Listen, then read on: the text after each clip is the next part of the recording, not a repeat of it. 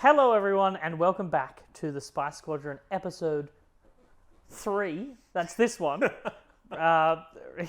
It sure is. So, welcome back everyone. Firstly, once again, thank you for tuning in and watching episode 2 and for commenting on episode 2. We really appreciate all the feedback and everything we've been getting. It's been a really fun journey so far. Today we have a pretty interesting episode. There wasn't any streams from FFG this week. No. We did get a very chunky stream schedule, which I'm going to quickly touch on. So for this coming month, as time of recording, we're finding out about the command aspect, the green aspect. We're finding out about what the contents of booster packs are. We're finding out about what the content and rollout for the product looks like coming soon. So expect that in some of the future episodes. Definitely some talking. Yeah, very exciting stuff to kind of learn about and really kind of nail down how this game is going to be presented to us. Yes, very excited to find out what ratios are like, how we're going to look at rarities, but we will discuss that in the episodes to come. Today, James and I are going to talk about, we've each chosen 5 of our favorite cards from the current spoiled list as time of recording. And they're some of the cards we're most excited about for one reason or another. We're going to go through, we're going to explain why. Yeah, we kind of took these from the list of cards that we haven't really talked about yet. Like we talked a lot last week about new cards because we just had so many boatload of spoilers. So kind of from the ones before that, we're just going to pick 5 each of our favorite cards and kind of talk about why we enjoy them and why we think they're going to be really interesting in the set. Yeah. But first, yes, we do have 2 new cards coming that have released since last week. Slightly less than last week. Yes, slightly. But 2 interesting cards, to say the least. Yeah, so I think both of these cards have been very polarizing, I think. Yeah. Should we start with the one that is obviously less cool than the other? So, no, absolutely. With the first card spoiled is It Binds All Things. It's a 2-cost vigilance unaffiliated no hero no villain event. It is you may heal up to 3 from a unit, and if you control a force unit, you may deal however much you healed to another unit. Very interesting card that kind of has a lot of hidden kind of mechanics to it. Yeah, it's a very it's a neutral blue card, but it's actually whoops. This is a actual like a tribal themed Jedi deck or like a force deck. Yeah, yes, absolutely. Yeah. So I think I've seen a lot of people talk about this card, and I've seen a lot of people say, it's a worse repair. It's not that great. And I definitely sympathize with that viewpoint. I definitely think that maybe in set 1, where, there weren't a lot of force users, 4, 5, and 6, we see Yoda, Luke, Obi-Wan, the Emperor, and Vader. And though that's, in those movies, is who we see at that time frame, being force users. But I've seen a lot of people say this isn't a great card, and I disagree. I think this card is probably not great set 1. But when we get to Twilight of the Republic, when we get to sets that are all about Jedi, like when we start seeing our Obi-Wan Kenobi decks, our please give me Kanan, our Kanan decks, anything to do with like whoops all Jedi, whoops all Sith, that's actually going to be a really good card because it will essentially say heal 3, deal 3. Yes, absolutely. I think as we get more Force users, this inherently becomes a better and better card, even if we don't get very many Force users in set 1, which makes it a little bit kind of unappealing to use. Yeah.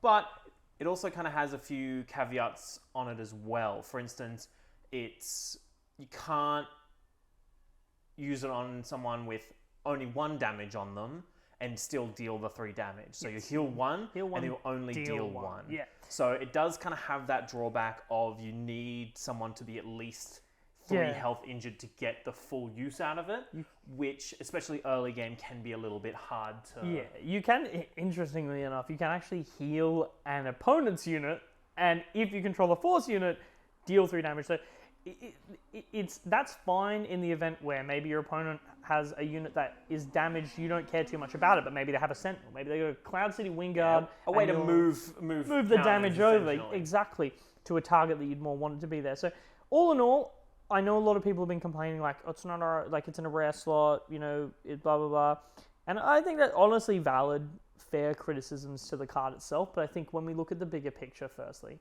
we're definitely going to see other Force units in the set. Like we're going to see Luke Skywalker units. We're going to see probably other Obi-Wans, probably other Palpatines and things like that. So it will get better as time goes on. But the other cards spoiled. Yes, this one's polarizing in a very different way. Yeah. We've now seen a Boba Fett unit. Yes, which is... Disintegrator. Oh, such a good title. Such a good title. Now, Boba Fett is a 3-cost, 3/5, which is hugely statted for what it is. The closest we have come to it is we have 2 4s in 3 in the Cloud City Guard. Yeah. And we have the Consular Security Force at 3744. Now, both of these don't quite reach the kind of efficiency of Boba Fett. Yeah. And so that stat line is really interesting, especially considering he is a legendary. Yes. Now, the stat line isn't all. He does have an ability as well. Yeah, he does. His ability is, on attack, when attacking a exhausted character that has not been played this turn, you can deal 3 damage to it. Now, this is some really significant kind of implications. Being able to remove shields before going in for attack. Yeah. Being able to kill a unit, essentially gaining a kind of version of Han Solo's first strike. Or his shoot first. He's just got it inbuilt, essentially. Where he can kind of kill a unit without taking any damage. This is really good at dealing with small fries. It's really good at kind of clearing out the board efficiently, especially with its big stats and its ability to kind of clear off without taking too much damage in return.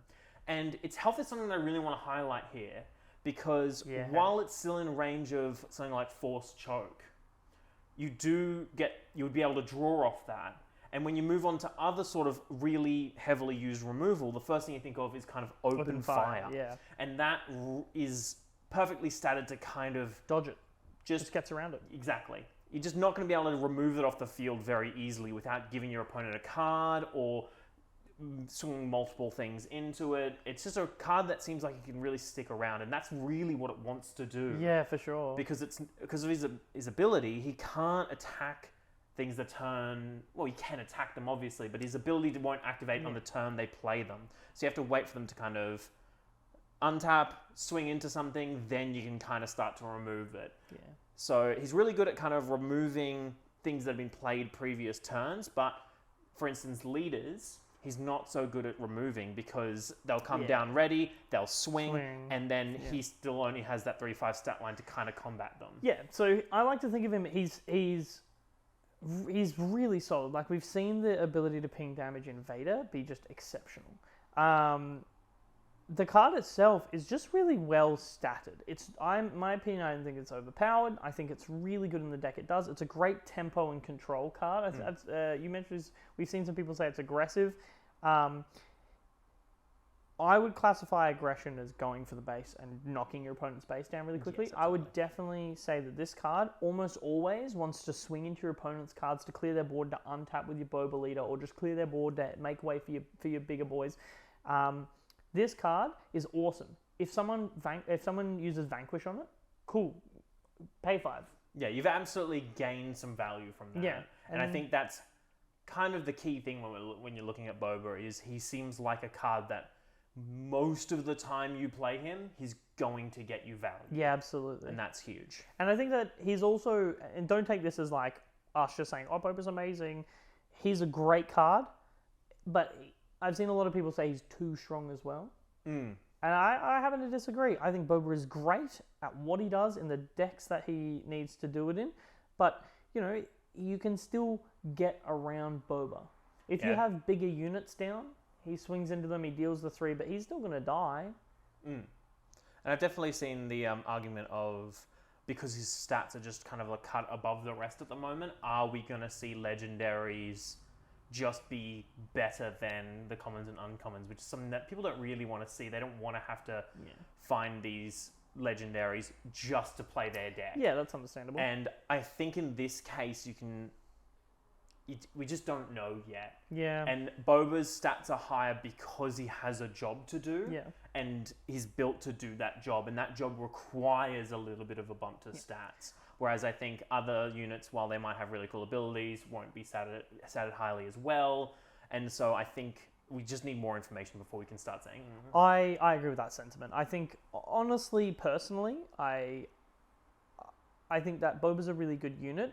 But in previous card games I've played, you can definitely build your archetypes and build your decks without the necessary super top tier card for the deck. And I think that this game, because I'm pretty confident in its design choices so far, you'll be able to build your decks. Definitely Boba will elevate your deck to a next level when you put it in there, 100%, but it's not necessary to build a deck that you want to play. And later on in the channel, when we've got the full set releases, we've been talking about doing some starter style deck lists for a lot of the leaders and stuff like that coming in. So it's something that we'll be talking about in the future, but James is right, we need more information. There's a lot of cool stuff that's going to be coming in the future of the channel specifically. Yeah. We have a lot of ideas as we get closer to release to really helping people jump into this game and really enjoy it as much as we are. Yeah, I think we're really excited for a lot of the prospects. We'll probably discuss that more in an upcoming video. We'll probably talk about the channel, where it's heading after probably we get past this month's crazy set of streams. This month is going to be chock full of information. So we've got a lot of content coming for just this month. So, but we have a job to do this stream. We certainly do. This recording, this podcast, this podcast, and that is our top 5 cards. Boom, boom. For this, from what we've seen so far, this is what we're really excited about, or even if cards aren't great at the moment, the potential of certain cards, which absolutely. I think is really interesting. I think we're definitely gonna. This is your Spice Squadron official, our opinion of what the cool cards are this set. We'll throw up the spiceometer of how spicy we think these cards are. Yeah, we are. I'm gonna be rating them out of spice out of 5. I'll go first. Yep. And it's a card that I think a lot of people use, and we'll probably see this in the gameplay video that's coming up, may or may not. But it's a huge card that really takes away games, and that is Han Solo. Oh. Such a good card. His ability to come in and just take out a leader, take out an annoying unit, just take out something and sit as a 6/6 is huge. And I think he really kind of encapsulates a late game card. Yeah, for sure. And in all the hero decks that are currently going around that include yellow, he is a staple for them and really important to kind of close out those games. For those of you who don't know or are listening, Han Solo is a 7-resource, 6/6 hero cunning, so hero yellow unit that has ambush. So when he enters, he readies and may attack a unit in that action. And he deals damage before the defender deals damage to him. So he can actually kill a unit before they're able to deal damage back. So if Han swings into a 3/3, he actually kills it and takes no damage back. So that play, that tempo swing that Han can give you, and 7 resources is really easy to get to in this game. I often find myself in games that I would consider quicker, still hitting 8 resources or so. Han Solo is just huge. His potential to just carry games, to be able to get that tempo, and if your opponent can't remove him, it is devastating when they have two turns of Han. Because then you have to deal with him just being there. And one of the key removals for yellow, Waylay, is not it's good, but it's not great against him because he's already done his job once he's come down because of that ambush. Yeah. And if you waylay Han, will they just pay 7 and ambush him again, and he's back, and you've spent 3 resources to essentially do nothing. You've spent the 7 resources again for Han, so they can't play anything else. Yeah, but but Han just does the job on his own. Yeah. It's a very good card that kind of... if you're going to waylay my Han, I'm going to probably be like, okay, I can't... I get to ambush again? But yeah, definitely a card to be looking forward to. For sure. Absolutely. Especially in the rare slot. Yeah. And a card that can definitely be really dangerous, especially when you think, oh, my Luke's just taken 1 damage, but he's fine. I got Luke's lightsaber in my hand, and there's nothing that can kill him this turn. He's all good. Han comes down, takes him out, and just doesn't take any consequences from that. Yeah, it's such absolutely. a huge play. Yeah, it's really... I think you can really get your opponent into a false sense of security, and anyone... I think anyone who plays Yellow Hero in the future of the game, it's definitely something you're going to want to look out for. Even if the full set comes out and Han turns out to be a card that you might not always run in the main deck, even if you've got one-ofs, or if side deck does get introduced into this game, I think we can definitely see a lot of him being put in for games where, your opponent's sitting there chilling, they played their leader, their Vader's only taken, 2 damage, what are you going to do? Well, you're going to Han Solo, and your leader's gone then. And you just have the 6/6 body on the board. Yeah. And it's just like anything they play is just in danger. Yeah, threaten 6 at their base, or you threaten 6 at anything on the ground. It's a good unit. The nice thing is there is a counter to it at the moment. A very easy counter in Palpatine coming down the next turn. Yeah. Palpatine dealing that 6 damage divided into Han Solo. Yeah. Is, like, I can see as a pretty common, like, if Han Solo really becomes quite strong, that is kind of a next turn, get rid of it, get my own 6/6 body on the field. I mean, and in a lot of other cases, we've got a lot of, like, surprisingly in this early round, we have a lot of removal. Like, we've got Vanquish, you just vanquish him, you open fire at him, which will damage him low and then swing at him. Even high health Sentinels and things like that are good. And if you're running a Space Race deck, just entrench him. That's true. Yeah. I've definitely done that. Yeah. Raz. Alright, we're going to move on? Yes. So we're going to talk about one of my cards here that I'm very excited about. It is a 2-cost starter deck exclusive. It's Leia. So she is 2 Yellow Hero for a 2/2. That has a very cool effect. Very cool effect. When played, you may either untap a resource or exhaust a unit. Very interesting kind of dual ability nature of choose one or the other is always good on cards. Yeah, for sure. Even if one of the abilities is amazing and one of them's terrible, you still have an amazing ability. And both of these have their situational uses. Yeah. I think I've seen a lot of people kind of playing Leia early. A lot of that is kind of to do with Luke being able to put a shield on her. Tap 2, play on turn 1, untap 1, tap, put a shield on her. I think that's a decent way to use her. That's a good play. But I think in most decks, I think you're really struggling to justify playing her untapping an energy. Yeah, I mean, that ability is really good. If you're going for the aggro game, that's a fine ability. And, like, in my opinion, even in green Leia, like dropping her, untapping 1, playing R2 in some situations is pretty good.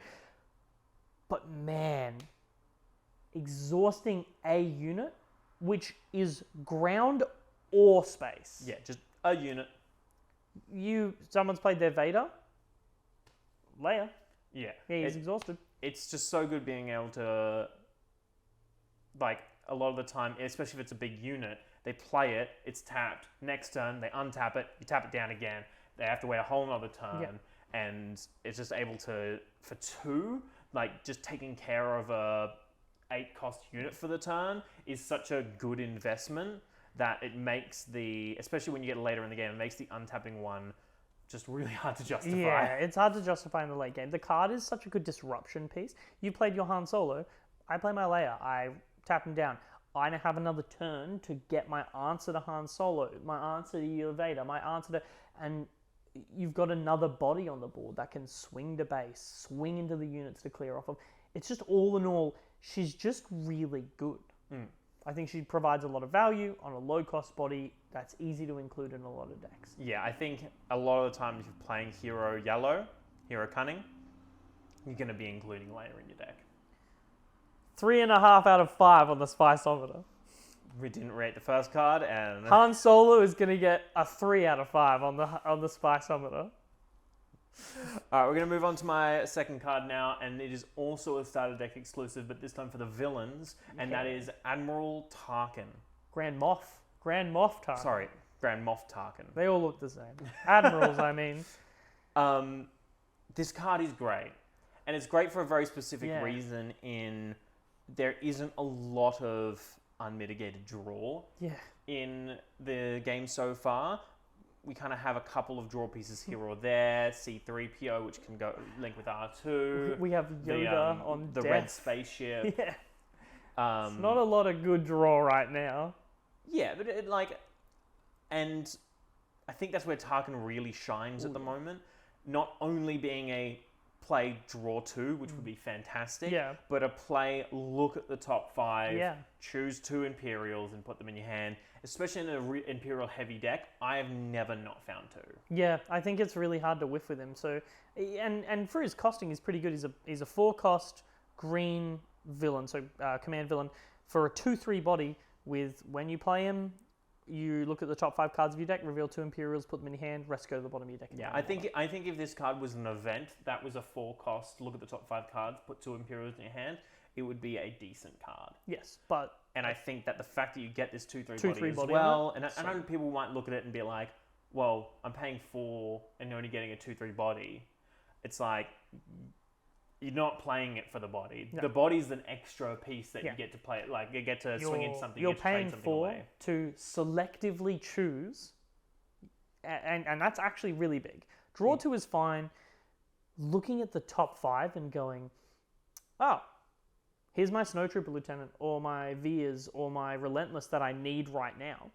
And the other top 2 cards could be, something that you didn't want, but you've just found this. You put them in your hand, you show your opponent them, put them in your hand. That's huge. And on a body as well, a 2/3, which is actually decent. Like, that can be difficult to remove, especially when you've got Tarkin out. Your opponent has a C-3PO and R2-D2. If they're not doing anything about it, Tarkin swings into them and kills them, and he still has 1 health left. Yeah, it's pretty easy to kind of get him to chip away at some of the smaller units at the board and just kind of annoy with that kind of body. And it's also the fact of some people might be like, oh, top 5 isn't too bad. But when you think about it, if you're just kind of going by the 2 draw a turn, you can be grabbing a card that was 3 turns away. Yeah. And that's when you think about it like that, that's if there's a card you need and it was 3 turns away and you needed it now, then you're probably not going to see that card. One interesting thing about Tarkin as well is he specifies Imperial. That necessarily isn't a unit. We actually have 1 Imperial event currently, maximum firepower, is actually an Imperial card. You can get that from Tarkin. Absolutely. Pretty good. Yeah, it's really interesting, and one of the reasons why I run that in my decks where I run Tarkin is so that I can find removal, which is huge. Yeah. And obviously, they're probably going to be printing more as we see more green villain. Yeah. I would assume we're going to see more of those Imperial and probably events that are... Yeah, I can definitely see us getting some, definitely some Rebel, definitely some Imperial events. I would be very surprised if we didn't get... I mean, maximum firepower's in the set. It comes in the starter deck, but it is an in-set card. So I would be baffled if they didn't print more. All in all, I would give him a 3 out of 5 on the Spiceometer. Fantastic. Now, I am going to talk about a bit of a fun card. We actually did mention him just before in the card draw section. I'm talking about Master Yoda. I really like this card. He is a 3-cost Vigilance Hero, 2/4, who has Restore 2 when he attacks. And when defeated, choose any number of players, and they draw a card. Yeah, mill. Mill. Oh, so good. One of the Mill pieces. Him and one of the other cards I'm going to talk about. Mill. Let's go. That was a joke. I do not think Yoda is a Mill character. There is no Mill. Currently, there's 2 Mill cards. Maybe. I wouldn't even classify Yoda as a Mill card. Not at all. But for his cost, he comes in at a great body. Mm-hmm. He comes in to heal your base. He's currently the only card, aside from Director Krennic, that restores 2. And he's just a unit. When he dies, you get to draw. And that really synergizes together. It's like, Yeah. if they don't want you to draw, they need to leave him alone. If they leave him alone, he's healing 2 every time. Healing 2. And that 4 health, really, especially early on in the game, you get a lot of 2 damage, 3 damage units. Yeah. And I've often found when kind of coming up against Yoda early on in the game, I have to swing twice into him to remove him. I have to use some form of removal on him rather than just swinging into him, which makes it really interesting on how actually he kind of stays around for a little bit if you aren't focusing him down. And that's where Yoda really comes into his prime, because to restore, you're like, oh yeah, okay, I can leave him there for a bit. And then it's like, wait, why are you at full health? Yeah. And you're like, oh, I've been restoring 2 every turn. You just haven't been paying attention. It's like, shit. Yeah. I mean, there have definitely been games. And he chips too. Like, you're swinging at their base for 2 and you're healing 2. It's amazing. Like, I think a lot of people have just kind of neglected him because, he's a good card. You put him in blue. And I'm definitely not saying he's the best card in the world, but it's a card that I genuinely really appreciate. It's a Force character as well. So me being a fan of It Binds All Things, it actually does work pretty well for him. And I can definitely see if we get a few more Force cards in the game, I would definitely really like a few more Force units. I'd definitely really like to build a Force deck and just test them out. And Yoda's going to be the linchpin in that. If you're building a blue Chewbacca deck, Yoda can come in, you can give him Sentinel, you can incentivize your opponent to swing at him if you need to draw. And if they don't kill him or don't swing at him because they don't want you to draw, great. You've just got a 2/4 body that restores 2. Yeah, and him having a 4 health, it kind of clicks now that we have it binds all things as being able to take that 3 damage and then just heal it off. And heal it off and deal the damage. Yeah. And I think Force units in general are going to kind of be statted around it binds all things because we have so few of them. They're probably all going to be above 4 health, or 4 health or above, to make sure that you can make use of that, which is really interesting. Yeah, I agree. All in all, I'd say Yoda's a really solid include. I'd say he's not overpowered. He's a well-balanced and good card that if you're going to build a blue deck and you're struggling to figure out what to put in, put Yoda in. 2.5 out of 5 on the Spiceometer. I hate the Spiceometer. I love it so much. We're going to get an animation for it. One day. Alright, we're moving on to my next card, and it is a staple in villain. I've not seen a deck list not run this card in villain, and I think it's for a very good reason, and that's because it's just so valuable, and that is Snowtrooper Lieutenant. Yeah, that card's insanely good. It's, I think, an unsung hero a lot of the time. Obviously, it has its counterpart in Fleet Lieutenant, but at a 2-cost, 2/2 body, that on play, choose another card to attack. If it's a Imperial, give it +2/+0. Really lets things swing up into something. If you have First Order Stormtrooper, then it's just awesome, swinging for 5. Yeah, it is a mono villain card, but it's so solid. And when you realize just how many Imperials we are, like Relentless, it's an Imperial.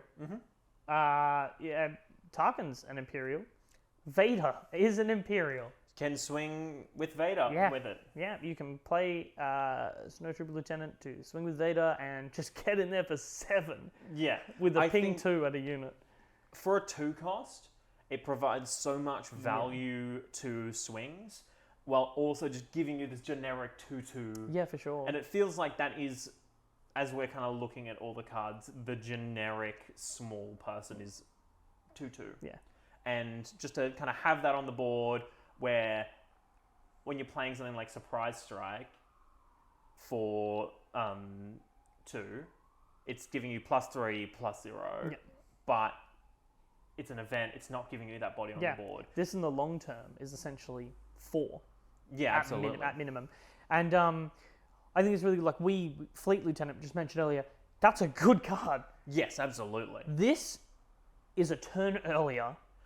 And I think it's one of those cases where because you're playing both of them for the ability more than the body, it does pay a lot. It is slightly better at that lower cost than Fleet Lieutenant, even though they're both pretty much includes in their relative. Fleet Lieutenant is amazing. If you're playing a hero deck that runs Rebel cards, you're running it. If you're playing a villain deck that runs Imperial cards, you're running it.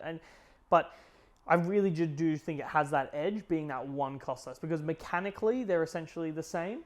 Yes, the Fleet Lieutenant's body is slightly bigger, but man, that extra 1 cost, I think it really gets you places. Yeah, absolutely. All in all, it's a 4 out of 5 on the Spiceometer. That's pretty good. That's pretty high. I rate that card. I think it's a really good card. Speaking of really good cards, this is a card that has, for a little while there, I was like, this is a bad card. And then I gazed out into the Force. And I really looked deep within myself, and then I watched episode 2, Attack of the Clones. And I gotta say, that scene where Anakin sensed everything that was going on in that room, I mean, that man, he's got it all. Would you say his... I would say he's vigilant. God damn it. I'm talking about vigilance. Yeah. It's a 4 cost vigilance card. It costs 2 vigilance as its aspects. It is an event, and it says the following. When you play vigilance, you choose 2. You may mill 6 cards from an opponent's deck. You may heal a base for 5, defeat a unit that has 3 or less remaining HP, or you may put a shield on a unit. Yeah. It's interesting to analyze and kind of work out for its cost being at 4 cost, double vigilance. You're going to have to be running up that mono blue. At the moment, we have no other way of getting that double vigilance, say mono blue Chewbacca or mono blue Luke, or mono blue Krennic even. It's a lot to take away a whole nother color. It is, especially when I'll admit that, having dual color is really good. You distinctively, it is an innate advantage because you have a whole nother array, especially with how this game works, where you're limited by the aspects on your leaders, but not specific color costed. Really, limiting yourself to 1 color can be one of those things that you really have to consider. And all in all, when this card first came out, I was skeptical. But in my play testing with Mono Blue Chewbacca, which is the deck I'm actually playing in this week's gameplay episode as requested, hopefully I play it, but it's never really felt bad to me. It's definitely a card that when you are playing Mono Blue, it feels good to play most of the time. You're usually defeating a unit, giving a shield is generally how you're trying to swing it. The other 2 are... Healing 5 to the base is always good. Yeah, that's a pretty good option. Obviously, mill isn't really a thing at the moment, so that's kind of the outlier here. And they even said so in the stream where they revealed it. They were like, this is a bit of an outlier. Maybe in later sets it'll come in huge, which it may well do. Yeah, in the future, if we ever get a mill deck, I definitely think it definitely could be a really strong card. I mean, we could get the Dathomirian Night Sisters back from Star Wars Destiny. They were a weird mill deck, but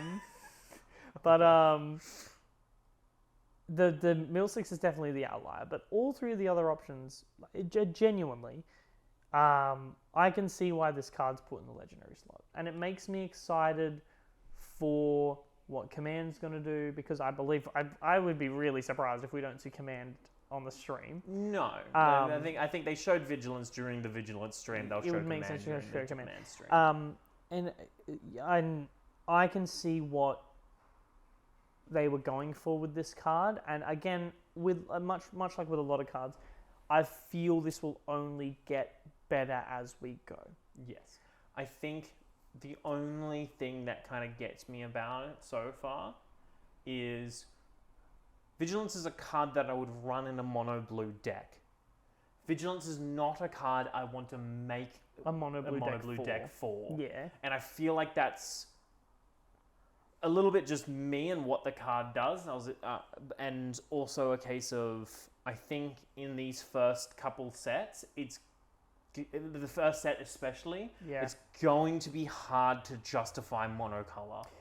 I definitely think it is something that we will have to see as the set releases and as it evolves. But yeah, 250 cards is ridiculous for a card set.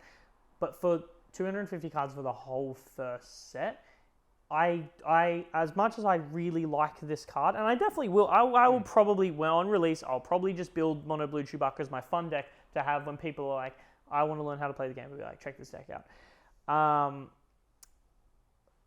But hamstringing yourself by removing a color is definitely going to be, there's definitely a big argument there for, should I do this? I think there's definitely going to be cards that even if you're running 90% blue Chewbacca, there's going to be cards where it's like, well, I would rather have this color. It's these two cards or Vigilance.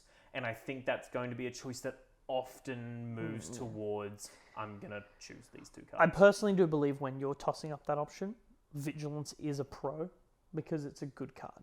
Yes, but a lot of the time you need to really figure out your resources and weigh which one's going to be which. But who knows? Maybe we could see Mono Blue Force in this set, and we could be totally wrong, and it binds all things, and Vigilance is going to be ridiculous. But it's for now, I really like the card.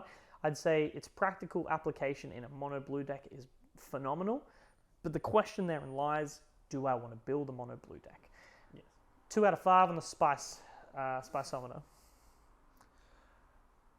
My next card is a little bit of an outlier in what I've seen kind of people talking about, and it's a card that hasn't really been talked about much, and I think that's purely because it doesn't have a lot of application. It especially didn't have very much application when it was revealed. Yeah, and still doesn't have a lot of application against a lot of decks, and that is Snowspeeder. Yes. I think this card is very interesting. It is a 5-cost, 3/6 with Ambush. And when you attack with this unit, you may exhaust an opponent's ground vehicle. Yes. There's not a lot of ground vehicles out at the moment. Not currently. It's Mono Hero as well. Sorry. Mono Hero, yes, absolutely. There is ATSD and AT-AT. I think those are the only ground vehicles that we have at the moment. Yeah. Yes.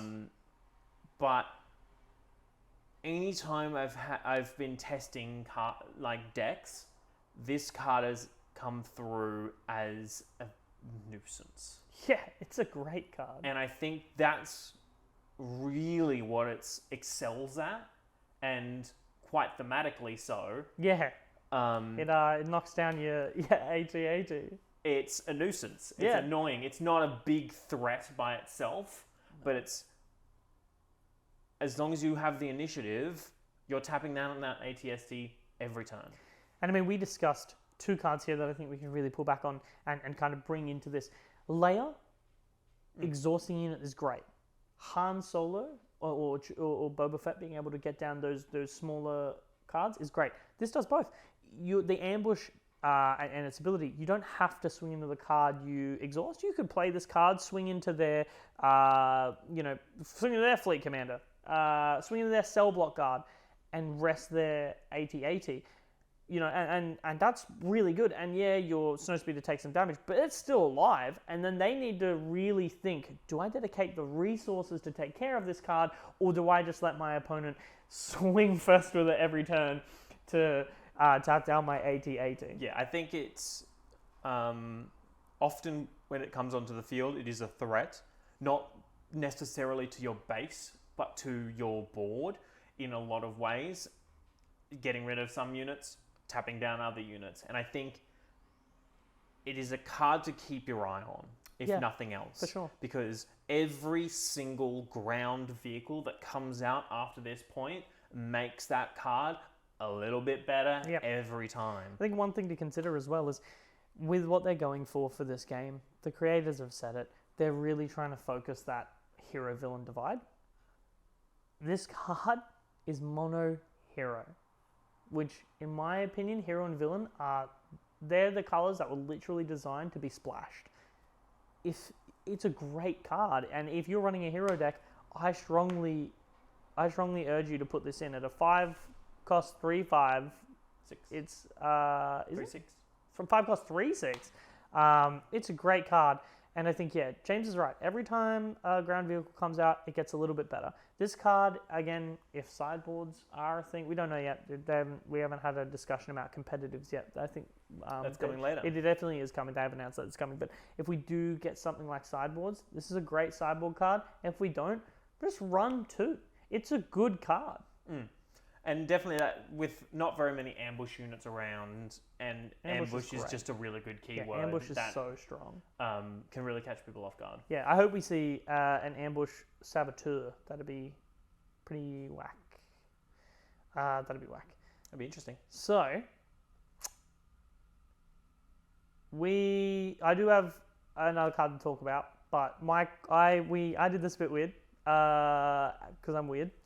I actually have 2 cards to talk about at once, so we're going to discuss James's last card first, because I think I have a lot to say about my choices, and I think you also probably have a lot to say about my choices, and we also have a lot to say about this card. So we have you have 2 cards left. I have 1 card left. Your 2 cards are both kind of they're like together, kind of one. We're going to discuss them together. Yeah. My card is my favorite card. It's such a good card. It came out and I said it was my favorite card, and I love it because, I was surprised at how much I loved it, because I'm not really someone who plays card games and goes, I'm gonna play the biggest body, or like the biggest control or anything like that. But Relentless, my love. Such a good card. It's so good. 9 cost, 8/8, with an amazing ability. Of just the first event each opponent plays each turn, blank. Does nothing. Does nothing. Can't vanquish it. You can. You just have to. If you've got 2 vanquishes, your vanquish costs 10. And sure, you can get around it by playing a repair, then playing vanquish. But you have to jump through hoops, and you probably don't have those cards in your hand at that time. No, and it's one of those cases where so often when Relentless comes down, that's the game. Yeah, especially because it costs 9. It definitely costs 9. Oh, it's a command villain as well, the green villain. It costs 9. It definitely costs 9. Resupply, Death Star DJ. We've already seen that command's goal is to ramp you up to get to your Relentlesses, to get to your big capital ships, to get to your big AT-ATs. And my God, what just an absolute... When I think Empire, I think this. Yeah. The Star Destroyer looming over your city. The artwork as well. Let's just say the artwork for that card is gorgeous. It is the second best artwork in the game behind Overwhelming Barrage. Coincidentally enough, another card that features a Star Destroyer. Didn't think when I first started looking into this game, I did not think Capital Ship Tribal was going to be my absolute joy. Whoops, all capital ships. I hope there's more. We've already got one other. We've got one other. We've got the Gladiator class ship, and with the potential of Thrawn being in this set. I mean, there was some on the back of the starter deck. For those who don't know, there was some booster pack art. And if you look real hard, some of the pixels form Thrawn. So we could see the Chimera. Fingers crossed that would be awesome. That would be amazing. but- yeah, Chimera would be Literally the best. It'd be so cool. good. But the card's so good. And, one really cool thing about it is I know some people are probably going to say, oh, this card's busted and broken. It's actually really well statted. It is actually a really fair card. Once it's gone, it's gone. It's a 9 power. It's an investment of 9 in space. So, you know, it seems like a lot at first glance, and it is. It definitely is. There are ways around it. You can obviously jump through the hoop of playing a Repair and a Vanquish. You can just layer it. You could also play a Sentinel in space. There are definitely ways to delay it. And I think once Relentless gets out, you definitely don't want to try to take the route of, I have to get rid of this. Take the route of trying to delay Relentless as long as you can. Because the ship's probably not going to go away. It's an Imperial Star Destroyer. It's there to stay for now, and you just need to do your best to try to get around it. So the card itself is really good. And I think once it's down, you just really got to go... I'll just have to stall it out. And one really cool thing I really like about this card too is cards like this breed creativity in new players and old players. Like, you put that card down and you need to think about creative ways to get around these interesting cards. When someone comes up against command, assume they run with lines. This is actually a one-of in the starter deck, and I think that is a great choice. I think having players, when you pick up that deck and your friend picks up their deck and you go through it and you go, what is this card's awesome, this card's ridiculously cool. You get the good feeling of playing that card, and your opponent gets the good feeling of when they deal with that card, or maybe even beat you when you have that out, of that like really cool struggle and really cool feeling, and really, it's just all in all a good card, and it's a great pick to put in a starter deck. Yeah, absolutely. And there's definitely been times when I haven't played Relentless, because I know if I play down Relentless, he's got 4 ground units that are just going to kill me. Yeah. So Relentless is a fantastic card, and I'm really excited to see where it goes. Yeah. Having seen when we see the rest of the set. For sure. Or a green villain leader, which might really help it. Yeah. Or maybe even Thrawn. Maybe that could be Thrawn. Could be. All in all, I personally rate that card a 4 out of 5 on the Spiceometer. I forgot to do Snow Speeder. I put a Snow Speeder at 2.5 on the Spiceometer. But no, genuinely Relentless is definitely a really good card. It's definitely up there. Now, as promised, we will quickly discuss the 2 cards. Yes. The reason they are 2 is because this is probably one of my favorite things about Star Wars, and I think they've really done justice to these cards, and I'm eager to see where we get. They are Luke's lightsaber and Darth Vader's lightsaber. 2 fantastic cards. I love Star Wars. I think it's amazing. I think one of the most iconic things about it are lightsabers. I remember one moment that like altered my brain chemistry for the rest of my life is the scene in Star Wars Rebels where Kanan for the first time lights up. He reassembles his lightsaber and lights it up. Yeah. And Callus is like, focus all fire on the Jedi. And that scene would not have been as impactful had we not got to see that lightsaber, had we not got to see the implication.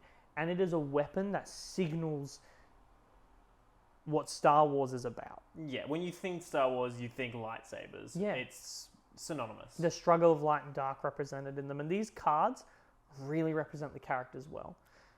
But I'm not talking about them because of how good they are, because they definitely are good. Yes. But I'm talking about them because of what they represent for the future of this game and interesting things we could see. For those who don't know, both Luke and Vader's lightsabers cost 2. Luke's lightsaber is a Vigilance Hero card. Vader's is a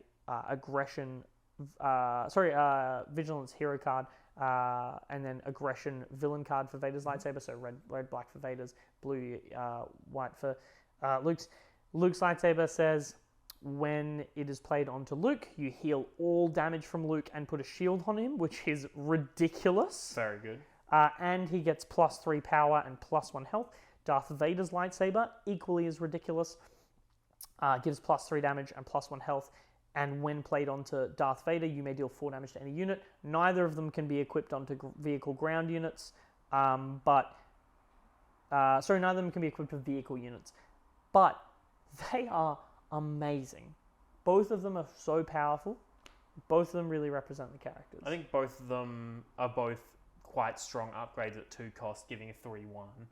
and just extremely powerful when played on those Luke and Vader units. It's so powerful to play down Vader and then chuck down his lightsaber to get rid of that Cloud City guard, and then swing and then use the 2 ping damage to get rid of it. It's so much board control and so much damage going out.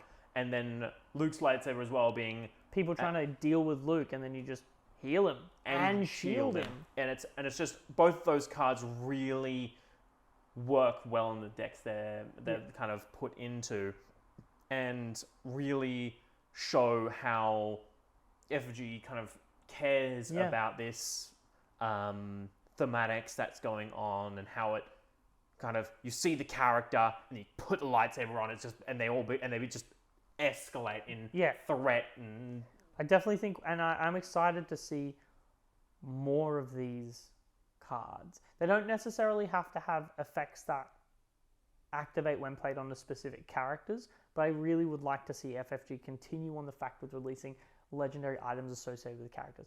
I want to see Kanan's lightsaber. He's my favorite character, and the genuine joy I would feel when I get to put that lightsaber on him and reenact my favorite moment in all of Star Wars is going to feel so good. But the reason I wanted to talk about these 2 cards is because, to me, it's really important. It's what Star Wars is to me in a way, and it is exciting that that's where the future of the card designs could go. We could see a lot of different lightsabers, a lot of different interesting upgrades, and necessarily don't have to do something when equipped to the specific character, but just do something cool. Yeah, absolutely. Like my favorite thing would be Ahsoka's white lightsabers. Oh, that would be awesome. As a dual lightsabers, are my favorite lightsabers in all of Star Wars. Yeah. And I would love to see Ahsoka's lightsabers come in as a card. I would love it so much. But as you said, I think one of the key things is, unlike these Luke and Vader, kind of how they get additional abilities when they're played on those units, I would kind of like to see that be kept more to maybe like a starter deck thing or a very limited thing. I don't want to see every single hero getting their upgrade that's like really good on them and kind of just okay on others, because I think that's just going to cause a lot of unbalance. Yeah, and kind of being like, oh, I really like this character, but his weapon is not as good as this other. Like, it kind of adds to that kind of talk, which I don't particularly like. So I think they should be kept as more generically just good upgrades. I think they should be generic upgrades that have effects, but they synergize with the leaders they were built for. So they don't say when to put onto this leader, do this. But for instance, let's pretend that Kanan works based on having, shields. It's the first thing I come up with. The Kanan saber could synergize with shields. It doesn't necessarily have to be built to be put on Kanan, but it could work by doing something like that. Yeah. And I think that's really good. I think that's what we should see, because I want the cards that are thematic to the characters to feel thematic to the characters, but I still want them to feel good, because if Kanan's lightsaber is good, and I'm going to run it every chance I get. I love that. I love that sword. Yeah. And there's also the kind of, as I get that it's not thematic and some people won't like it. Yeah. But there's something really fun about putting Kanan's lightsaber on a consular security force. Yeah. They are swinging it around. There is something that's fun about those kind of silly situations. And one thing to consider as well is when we get General Grievous, that man better synergize with lightsaber upgrades, because every time I put a card down, you better believe it'll make a fine addition to my collection. But those are my picks, and they mechanically are great in the decks that you run them in. Currently, they're just really good. But I picked them more for what they represent and more for what they could herald for what to come. So all in all, I would give Vader's and Luke's lightsabers probably a 3.5 out of 5 on the Spiceometer. But I think that's all we have to say for the cards right now. That's all we have to say for the cards right now. There's some honourable mentions that we wanted to say for the cards we've kind of already talked about, just quickly thrown out there. Overwhelming Barrage being a huge Such a one. good That is card. just such a good card and one of my favorite cards to kind of link with the Relentless as Yeah, well. for But sure. like, and just in general, that Good card board is wipe. really, really Yeah. good. Every time you play it, it feels good. You can wipe the board. I mean, Asteroid Sanctuary is awesome. It's a good costed card. We've talked about exhausting units and how good that is. And you get a shield. Shoot First is really good. Yeah, there's definitely a lot of really good cards in there, but we did want to talk about kind of the more The ones we hadn't talked about yet. Yeah, and ones that we personally really like. So again, these cards aren't necessarily the best cards in the world, but they're cards that excite us and that we really like. Some of them are really strong. Some of them might, you might be all like, "What are these guys talking about?" But in our opinion, these are the top 10 cards that we're most excited about Or currently. just interested to see and want to keep an eye on as we move on. Yeah, or like even what they represent, where they're going to go. So that's, I suppose, this episode. Absolutely. I think, thank you for watching. I hope you enjoyed it. Comment down below what your top 5 cards are revealed so far. Yeah, to tell you his favorite. Let us Include know. every card. Could be it binds all things. Yeah, let us know. And you know what? Let us know why. It's really interesting because if you let us know when your favorite card comes up, we talk about it. We can mention it. We can discuss it. And, it helps us give talking points when you say, "I love this card. From my perspective, this is why it's good." It really opens up the community. Thanks for watching. We really appreciate it. Tune in next week for when we discuss Command and all of the releases that are coming from there. Yes, That's the going to be Command insanely... Yeah. The Command live stream is going to be coming up, and that is going to be very interesting. We're probably going to see the Command card. So next week's going to be a really cool one. Definitely check into that. Make sure you like, comment, subscribe, all that jazz. Yeah. Check out the gameplay video. That should be out Yes. right now. That'll be a mono blue Chewie versus a blue yellow Luke. Blue Barker! And we'll see where that goes in a We little will. bit. So we'll see you there. And thank you so much for watching. Thank you. Goodbye. Bye.